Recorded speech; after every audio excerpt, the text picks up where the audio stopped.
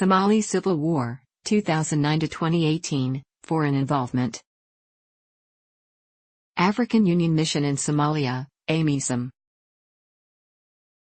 The African Union has deployed more than 16,000 soldiers to Somalia, mandated to support transitional governmental structures, implement a national security plan, train the Somali security forces, and assist in creating a secure environment for the delivery of humanitarian aid. As part of its duties, AMISOM also supports the transitional federal government's forces in their battle against Al-Shabaab militants. AMISOM was created by the African Union's Peace and Security Council on January 19, 2007 with an initial 6-month mandate. On February 21, 2007 the United Nations Security Council approved the mission's mandate. Subsequent 6-monthly renewals of AMISOM's mandate by the African Union Peace and Security Council have also been authorized by the United Nations Security Council. AMISOM's UN mandate was extended for a further 6 months in August 2008 by UNSCR 1831. The AMISOM's mandate has been extended each period that it has been up for review. It is now set to be reviewed again on January 16, 2013. On November 12, 2013, the UN Security Council adopted SC Resolution 2124, 2013, extending AMISOM's mandate from February 28, 2014 to October 31, 2014. Acting upon the force's request, the resolution also increases AMISOM's maximum authorized strength from 17,731 to 22,126 troops. The force, which has been reportedly engaged in fighting in Mogadishu and throughout the country, has reportedly suffered significant casualties during their mission, although no precise figures have been issued by the contributing countries. United States and UN.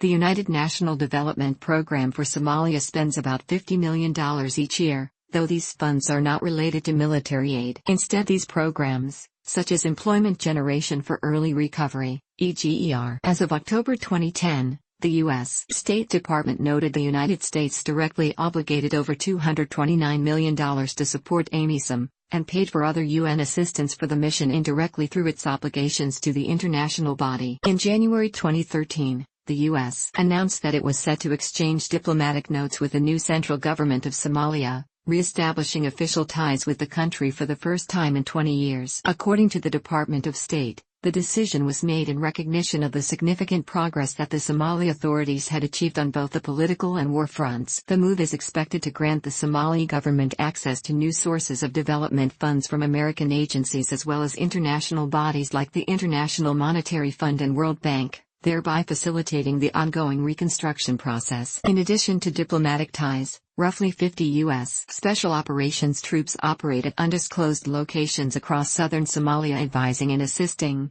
Kenyan, Somali and Ugandan forces in their fight against Al-Shabaab. At the behest of the Somali and American federal governments, among other international actors, the United Nations Security Council unanimously approved the United Nations Security Council Resolution 2093 during its March 6, 2013 meeting to suspend the 21-year arms embargo on Somalia. The endorsement officially lifts the purchase ban on light weapons for a provisional period of 1 year, but retains certain restrictions on the procurement of heavy arms such as surface-to-air missiles, howitzers and cannons. On April 9, 2013, the U.S. government likewise approved the provision of defense articles and services by the American authorities to the Somali federal government. At the request of the Somali authorities and AMISOM, the U.S. military in late 2013 also established a small team of advisors in Mogadishu to provide consultative and planning support to the allied forces. The United Kingdom is also involved in combating Islamist terrorists in Somalia. Since 2009,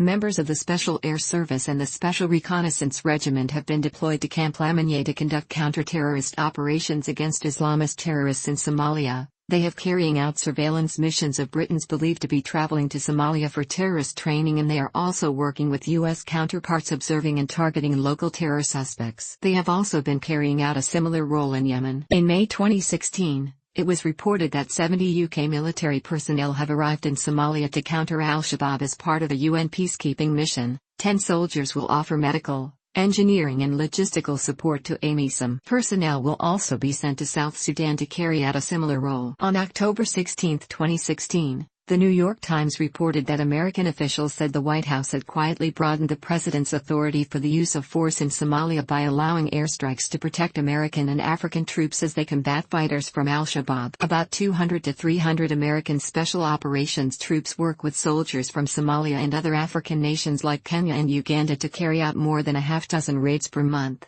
according to senior American military officials. The operations are a combination of ground raids and drone strikes. SEAL Team 6 has been heavily involved in many of these operations. American military officials said once ground operations are complete, American troops working with Somali forces often interrogate prisoners at temporary screening facilities, including one in Puntland, before the detainees are transferred to more permanent Somali-run prisons. The Pentagon has only acknowledged a small fraction of these operations, announcing 13 ground raids and airstrikes so far in 2016, 3 of which took place in September, up from 5 in 2015, according to data compiled by New America, a Washington think tank. The strikes have killed about 25 civilians and 200 people suspected of being militants. At a former Russian fighter jet base in Baladogul, U.S. Marines and private contractors are working to build up a Somali military unit designed to combat Al-Shabaab throughout the country. On March 30, 2017, CNN reported that U.S. President Donald Trump signed off a decision by the White House which approved a new strategy granting AFRICOM the authority to step up counterterrorism strikes in Somalia.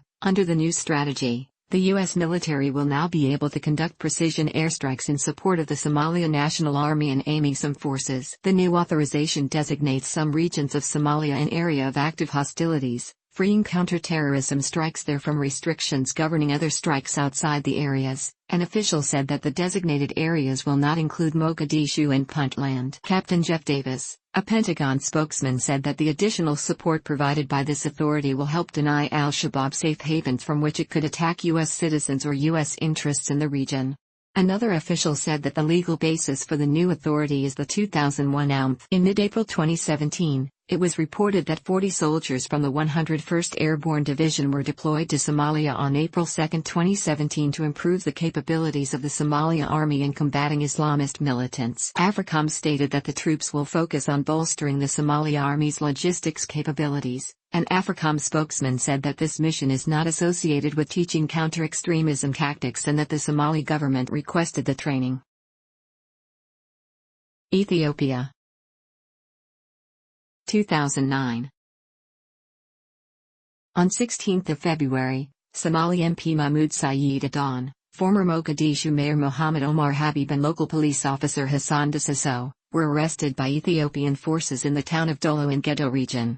On 28 May, 2 Ethiopian soldiers, 1 Ethiopian civilian, 2 Somali soldiers, 4 Somali civilians, working for the government, and 4 Somali insurgents were killed when insurgents attacked a convoy carrying Omar Hashiadan, who was returning from his visit to Ethiopia.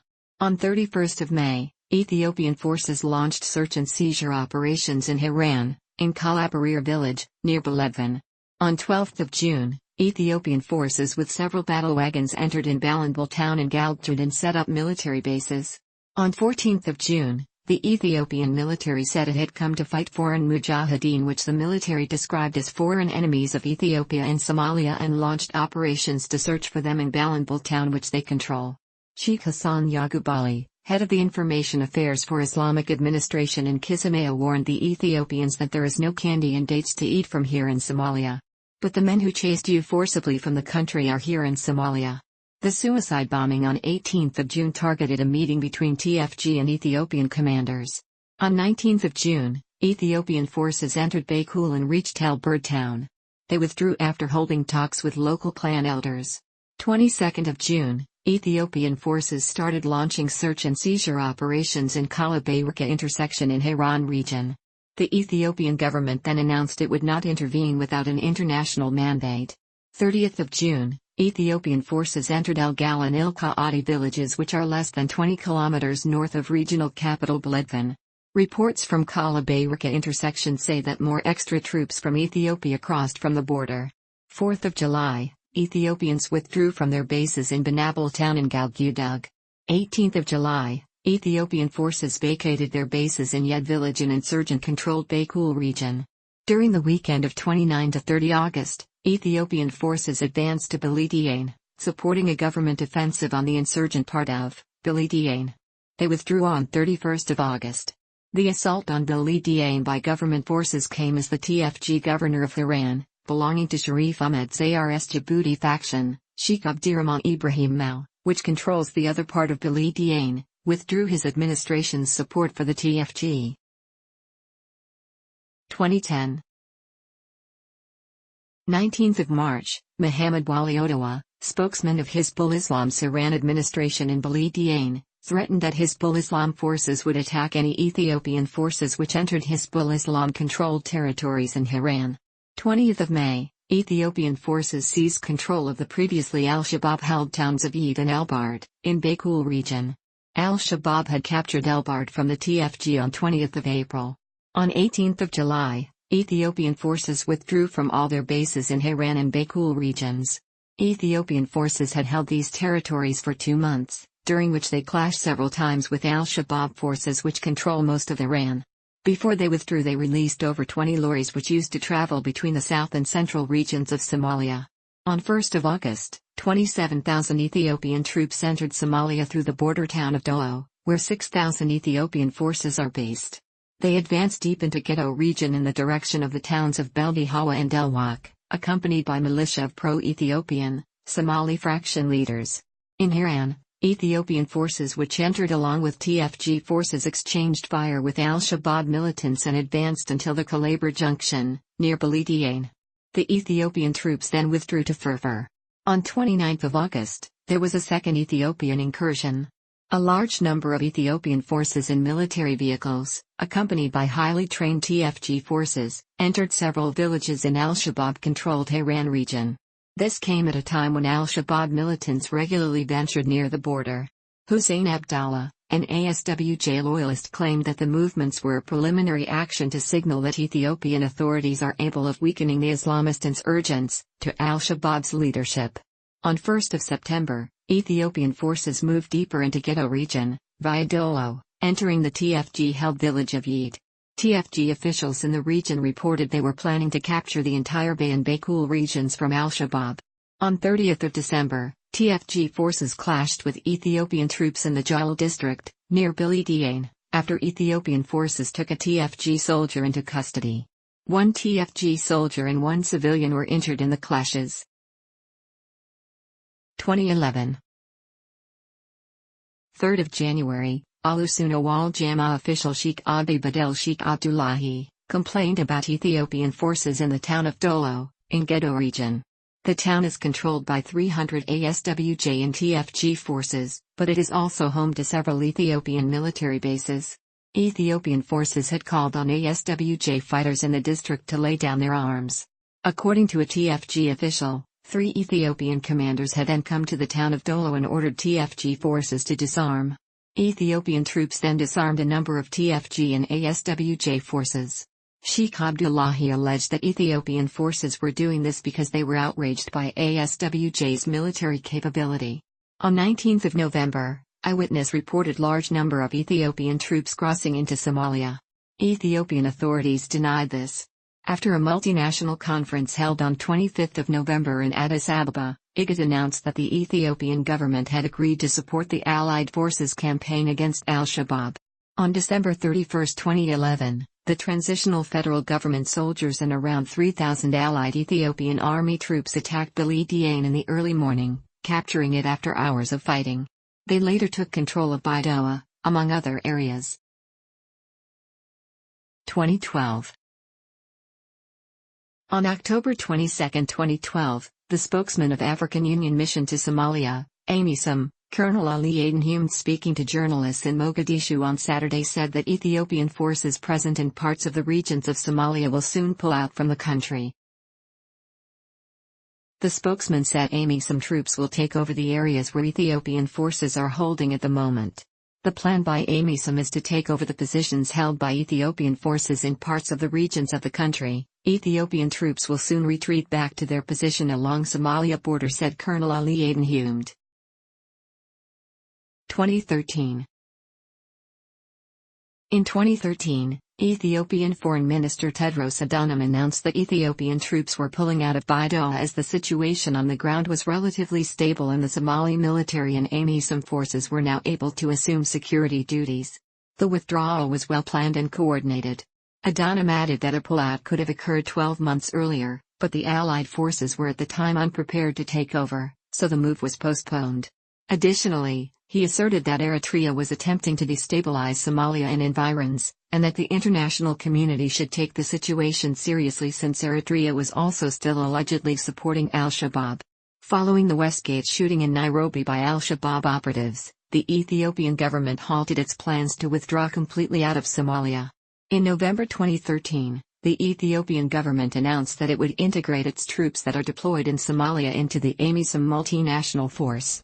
Somalia's Foreign Minister Fawzi Haji Yusuf welcomed the decision, stating that the move would galvanize AMISOM's campaign against the insurgent group.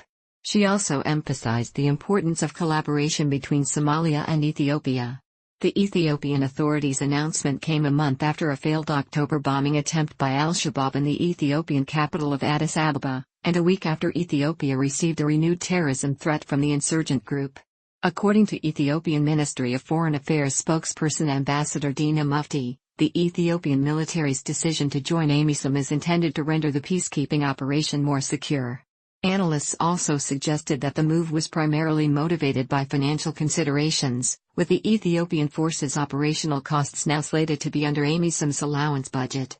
It is believed that the Ethiopian military's long experience in Somali territory, its equipment such as helicopters, and the potential for closer coordination will help the Allied forces advance their territorial gains. On the other hand, there is a certain amount of unease following Ethiopia's entry into AMISOM given local animosity originating from Ethiopia's heavy-handed intervention in 2006. There are also fears that Al-Shabaab could use Somali animosity towards Ethiopia as a rallying cry to recruit more members. It is also believed that some Ethiopian troops in Somalia operate independently from AMISOM. 2014. In December 2014, the Ethiopian government offered to replace the last AMISOM contingent from Sierra Leone with fresh Ethiopian military reinforcements. 2015. In 2015, the African Union Mission in Somalia, AMISOM, announced a new military operation against Al-Shabaab, for removing it in the last strongholds in Somalia. The operation involved Ethiopian National Defense and Kenya Defense Forces too. At the end of the month of July 2015, AMISOM and Somalia National Army regained many villages and major towns of Bardhir and Dinsur. 2016. 2017. 2018. On December 15, 2018 there were demonstrations in the city of Baidoa in Somalia by supporters of Mukhtar Robo, a presidency candidate, who was arrested 2 days before by government forces and transferred to Mogadishu. Robo is a senior member of Al-Shabaab. African Union Mission in Somalia, AMISOM, announced in a statement that its forces did not assist in Robo's arrest and his transfer to Mogadishu. Kenya. Recruitment from Kenya. According to press reports, Somali and Kenyan government officials have recruited and trained Somali refugees in Kenya and Kenyan nationals who are ethnic Somalis to fight insurgents in Somalia. However, the Somali chief of military staff and spokesman from the Kenyan government have denied this. 2010 Kenya-Al-Shabaab border clash. On July 20, 2010 border clashes between Kenya and Al-Shabaab insurgents occurred when gunmen from the militia attacked a Kenyan border patrol along the border area in Liboi, Lagdera. There was a subsequent fierce exchange of fire between the two sides leading to the deaths of 2 militia and the wounding of 1 Kenyan officer. Hundreds of security personnel were later deployed to the border following the clash and because of continued fighting between 2 militia groups in the neighboring town of Dobli, Somalia. Al-Shabaab had previously claimed responsibility for a deadly suicide bombing in Uganda in July. Operation Linda and Nchi.